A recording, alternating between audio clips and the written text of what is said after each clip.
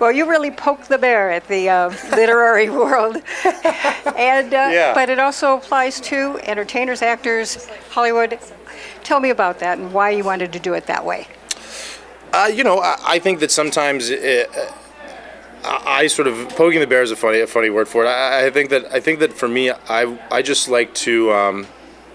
I think satire has always been a very effective way of sort of like, I think making people laugh is always an effective way of like getting them to think. I think that sometimes people assume that drama and tragedy and sort of like being self-serious are sort of like the way to get people to think about serious things, and I understand that, and this movie deals with some serious issues, and I understand the sort of impulse to be serious about them because they are serious, but I also think that sometimes it takes a spoonful of sugar to make the medicine go down, and so I think that getting people to laugh about these things and laugh at themselves sometimes is also an effective way of getting people to think about things differently. So I didn't intend to poke the bear. Hopefully I want everybody to come in this movie and have fun and enjoy themselves, even if that means that they laugh at themselves a little bit. I think that I wanted to sort of invite everybody in, regardless of where you are in the political spectrum, regardless of your race, regardless of your gender. I wanted this to be a movie that people come in and have fun at and leave with a smile on their face. So if the bear is poked, I hope it sort of like is kind of ticklish. I hope it doesn't hurt too badly because I didn't mean to poke anybody. Well, they will relate to it for sure. Yeah, hopefully. We sold your book. No. We believe Mr. Lee has written a bestseller. It's a joke. The most lucrative joke you've ever told. Now, is Stag a pseudonym? Yeah. Mr. Lee can't use his real name. Is this based on your actual life?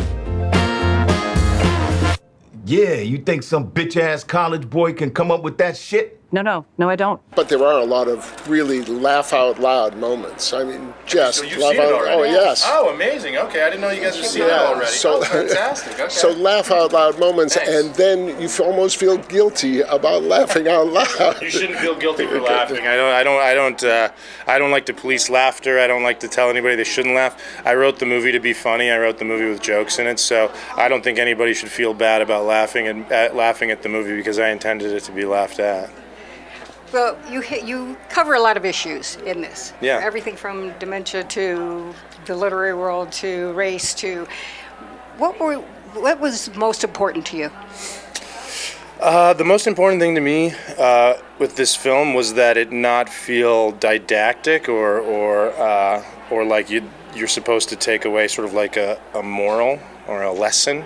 I think that I didn't want there to be any morals or lessons. The book that I adapted, the Erasure, the last page of Erasure has this sort of Latin phrase used in mathematics, and then the rough translation is, "I offer no hypothesis." And so to me, Percival's intention with the original novel wasn't to sort of tell people how to think or to spoon feed them a lesson. It was just to present to them a series of ideas and situations and characters and let them make up their own minds. So for me, that's the most important thing, that it not be didactic and it not feel like people are coming in and I'm like giving them a 2-hour like college lesson and sort of finger wagging at them and telling them how they should feel and how they should think. I just want people to come in and enjoy themselves and then hopefully leave and talk about the movie with their friends. One last question. What was it like working with Jeffrey Wright on that dialect? Amazing. I mean, Jeffrey Wright is one of our greatest living actors. He was an incredible collaborator from the beginning, and I honestly don't know that this movie gets made if Jeffrey Wright doesn't sign on. As soon as he signed on, the financiers were willing to come up with more money, and the other actors were excited to come aboard to work with Jeffrey. And so, he's just an amazing man. And among many other reasons I want the SAG strike to end is because I wish that Jeffrey and the rest of the cast could be here to sort of enjoy the accolades that they're receiving, because they deserve them.